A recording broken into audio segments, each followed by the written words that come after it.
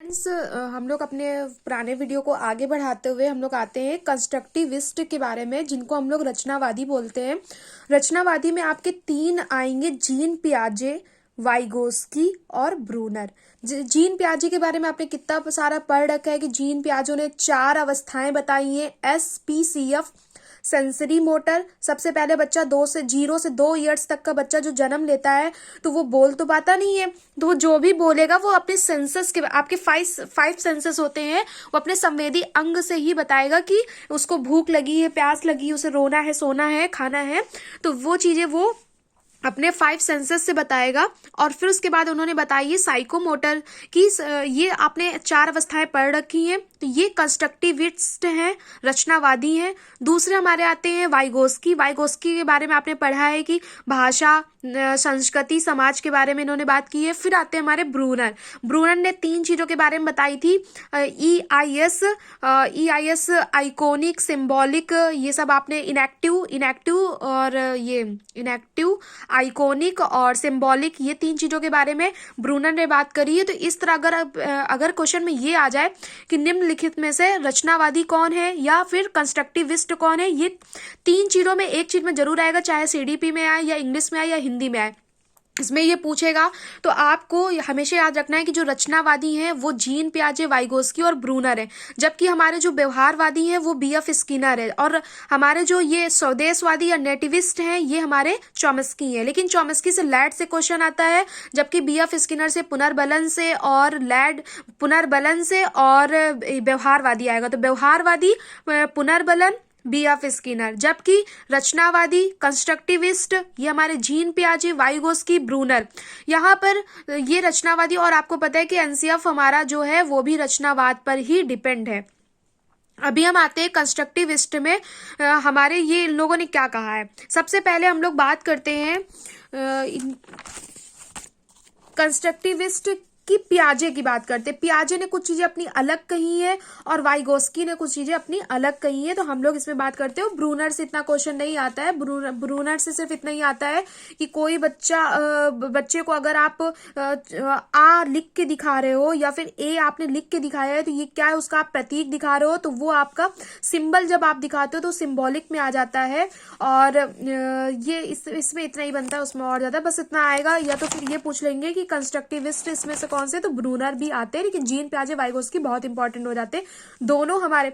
और जबकि हमारे जो ये है चॉम्स्की, इन्होंने संज्ञानात्मक कॉग्निटिव अप्रोच रखते हैं। ये है नहीं, लेकिन ये अप्रोच रखते हैं। जबकि हमारे जो संज्ञानात्मक विकास के बारे में हम जब बात करते हैं तो हमारे पियाजे ही आते हैं। यहाँ पर हम कंस्ट्रक्टिविस्ट और पियाजे की बात करते हैं। पियाजे ने कहा है कि जो हमारे बच्चे का विकास होता है, लैंग्वेज का विकास होता है, लैंग्वेज डेवलपमेंट होता है, वो उसके लिए फिजिकल इन्वायरमेंट और सोशल इन्वायरमेंट दोनों की नीड है। जबकि हमारे जो वाइगोस्की है उन्होंने टोटली बोला है कि सोशल इन्वायरमेंट ही जरूरत है। यहाँ पर हम आते हैं पियाजे में। पियाजे ने कहा है कि नॉलेज इज कंस्ट्रक्टेड। हम लोग नॉलेज को कंस्ट्रक्ट किया जाता है, नॉलेज को थोपा नहीं जाता कि जबरदस्ती आपने बुक दे दी और जाके उसको याद कर लो। उन्होंने कहा है कि नॉलेज तो कंस्ट्रक्ट की जाती है। आपने पाठचर्या बना दी और बोल दिया कि जाके इसको 1 लेसन 2 लेसन इन्वायरमेंट के बारे में, बीमारियों के बारे में आपने कुछ भी बता दी, खान पान के बारे में। जबकि उन्होंने कहा है कि इसको कंस्ट्रक्ट किया जाता है, इसको आप बच्चे को वातावरण में छोड़ दीजिए और वहां पर आप वो जाएगा, करके सीखेगा और चीजों को देखेगा, तब वो कंस्ट्रक्ट करेगा। Knowledge is constructed. जैसे चॉम्स्की ने कहा है कि भाषा जो अर्जन की क्षमता होती है वो जन्मजात होती है, इसके जस्ट ये विरोधी थे। अगर ये आ जाए कि इन्होंने ये बोला does not originate in innate. Innate मतलब जन्मजात, आप लैंग्वेज नहीं सीख सकते, इन्होंने ये कहा। जबकि चॉम्स्की ने कहा था कि जन्मजात आपके अंदर क्षमता ही होती है। इन्होंने बोला कि babies are born with the ability to adopt and learn from the environment. जबकि चॉम्स्की ने क्या कहा है कि बच्चे के अंदर एक एबिलिटी होती है, वो जन्मजात एबिलिटी होती है, लैड वाली, लैंग्वेज एक्विजिशन डिवाइस वाली। जबकि इन्होंने बोला है कि बच्चे के अंदर कोई भी एबिलिटी ऐसी नहीं होती कि वो जन्मजात ओरिजिनेट कर सके। जन्मजात, और जैसा चॉम्स्की बोल रहे ना कि वो मनुष्य का बच्चा मनुष्य की ही बोली बोलेगा, जबकि इन्होंने कहा है कि ऐसी कोई क्षमता इनके अंदर नहीं होती। इनके अंदर ये क्षमता जरूर होती है कि वो अपने परिवेश को अडॉप्ट कर सकता है, परिवेश जो हमारा इन्वायरमेंट होगा, learn from environment and ability to adopt environment.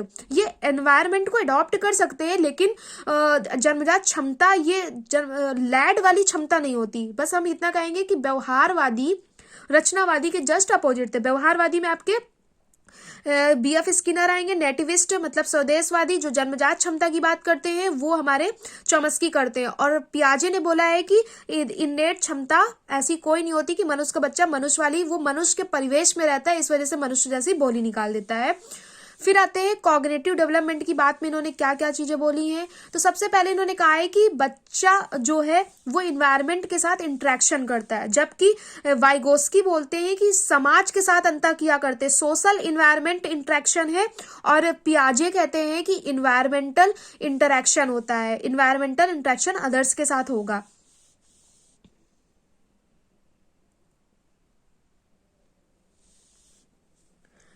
ये जो हमारे पियाजे हैं, इन्होंने एक स्कीमा की बात करी जो आपने CDP में पढ़ा रखा है। स्कीमा क्या है? इसके बाद change by deriving information to modify existing mental structure.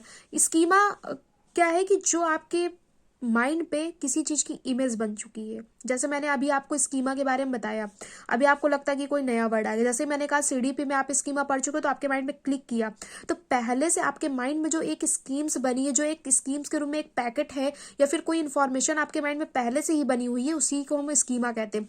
अब इस स्कीमा को आप मॉडिफाई भी कर सकते हैं कि जैसे अभी आपने CDP में स्कीमा पढ़ रखा है, तो अभी आप इंग्लिश लैंग्वेज पे जैसे स्कीमा आएगा तो आप उसके बारे में ये बता सकते हैं कि आपने उसको चेंजमेंट किया कि to modify existing mental structure.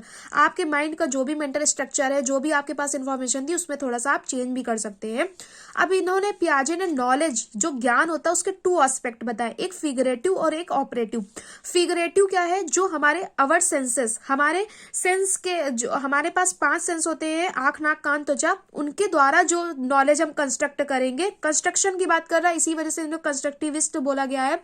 Our senses figurative होते हैं और ऑपरेटिव होते हैं जब हम क्वालिटेटिव चेंज करते हैं, मोर इंपॉर्टेंट मेंटल एक्टिविटी। क्योंकि ये बताइए, आप अगर क्लास 1 में है, क्लास 2 में आते हैं, तो आपको थोड़ा सा तो ऑपरेट होना पड़ेगा ना। आप आगे की ओर बढ़ रहे हो तो आपको अपने जो माइंड पे स्कीमा बनाए उसको मॉडिफाई करना पड़ेगा, या फिर जैसे कहते हैं समय के साथ आपको भी परिवर्तन करना पड़ेगा। तो फिगरेटिव के बाद ऑपरेटिव आता है। जब आपके सिर्फ सेंसेस आपकी लर्निंग में काम करेंगे तो वो फिगरेटिव होता है, जबकि जब आप अपने सेंसेस के द्वारा या फिर अदर चीजों के द्वारा आप अपनी चीजों को चेंज करेंगे, आप अंदर क्वालिटेटिव लाएंगे, कुछ क्वालिटी लेके आएंगे। छोटे बच्चे के अंदर आप ये तो जान जाते हैं कि इस बच्चे का इंटरेस्ट इस चीज में है, लेकिन अभी सचिन तेंदुलकर है तो उन्होंने क्या किया? क्वालिटेटिव चेंज किया, तो ये ऑपरेटिव होता है। ये हमारे कंस्ट्रक्टिविस्ट जीन पियाजे की बात करी। फिर से जीन पियाजे रिवाइज कर लेते हैं। जीन पियाजे कंस्ट्रक्टिविस्ट हैं, रचनावादी हैं। इन्होंने फिजिकल इन्वायरमेंट, सोशल इन्वायरमेंट दोनों लिया है। इन्होंने कहा है कि बच्चा जन्मजात क्षमता, लैड जैसी क्षमता से जन्म नहीं लेता, लेकिन हाँ ये है कि जो बच्चा जन्म लेता है उसके अंदर जन्मजात एक क्षमता होती है कि वो जिस परिवेश में रहता है उसको वो एडॉप्ट कर लेता है, उसी से वो भाषा अर्जन कर लेता है, वो भाषा सीख भी लेता है, लर्न फ्रॉम द इन्वायरमेंट। और इन्होंने बात की है स्कीमा की, और इन्होंने ये भी कहा है कि स्कीमा जो होता है उसको आप मॉडिफाई भी कर सकते हैं। और इस नॉलेज के 2 एस्पेक्ट होते हैं, एक फिगरेटिव होता है और एक ऑपरेटिव होता है। फिगरेटिव जब हमारे सेंसस के द्वारा कोई लर्निंग की जाती है वो हमारी फिगरेटिव होती है। जैसे अभी आप कश्मीर घूमने गए और कश्मीर का आपने दृश्य देखा और आपकी आंखों से एक आपने आंख नाक कान त्वचा का सबका प्रयोग करके आपने एक माइंड पे एक सीनरी बना ली और घर आके उसको आपने पूरा कलर कर करके वैसी ही सीनरी आपने बना दी, तो ये आपकी फिगरेटिव होगी। और जब ऑपरेटिव क्या है? जब आप क्वालिटेटिव चेंज करते हैं कि एक बार आप कश्मीर गए थे और वहां से आप आके आपने पेंटिंग कर दी, उसके बाद आप अरुणाचल प्रदेश गए, वहां से वहां पर आपने वहां का दृश्य देखा और अपनी जो पेंटिंग थी उसमें थोड़ा सा जो चेंजमेंट कर दिया, उसको क्वालिटेटिव बना दिया, वो ऑपरेटिव होगा। फिर हम आते हैं नेक्स्ट में वाइगोस्की के पास। वाइगोस्की भी कंस्ट्रक्टिविस्ट थे। इन्होंने समाज, संस्कृति और भाषा की बात करी। सबसे ज्यादा इन्हें सोशियोलॉजिस्ट भी, सोशियो कल्चर थ्योरी भी, इनकी थ्योरी को सोशियो कल्चर, क्योंकि इन्होंने समाज और संस्कृति दोनों की बात करी है। और यहाँ पर जो बच्चा होता है वो अपने सामाजिक परिवेश से, सामाजिक सोशल इंटरेक्शन से ही बच्चा सारी कुछ सीखता है। और इन्होंने स्केप फोल्डिंग की बात करी, जो आपने CDP में पढ़ रखा है। स्केप फोल्डिंग क्या होता है? जब आप बच्चे को टीचर और other facilitator not only support learning but also encourage. सिर्फ यहाँ पे सपोर्ट, अब क्या है कि बच्चा कोई काम करना चाह रहा है, आपने उसको सपोर्ट दे दिया, वो टीचर भी हो सकता है, पेरेंट्स भी हो सकते हैं, अदर फैसिलिटेटर भी हो सकते हैं जो बच्चे को सपोर्ट देते हैं। सिर्फ सपोर्ट ही नहीं देंगे, इनकरेज भी करेंगे, उसे मोटिवेट भी करेंगे। ये इसके आप इसके फोल्डिंग किस तरह बन सकते हैं, बच्चे से क्वेश्चन पूछकर, प्रमोट करके, प्रॉब्लम डिमॉन्स्ट्रेट करके आप उसके लिए इसके फोल्डिंग का काम कर सकते हैं। फिर वो टीचर भी हो, पेरेंट्स भी, या फिर अदर कोई भी हो सकता है जो मोर नॉलेजेबल पर्सन होता है, जिसको हम लोग MKO बोलते हैं, वो कर सकते हैं। इसके बाद हम लोग पढ़ेंगे क्रेशन थ्योरी, जो अभी बाद वाले वीडियो में देखते हैं।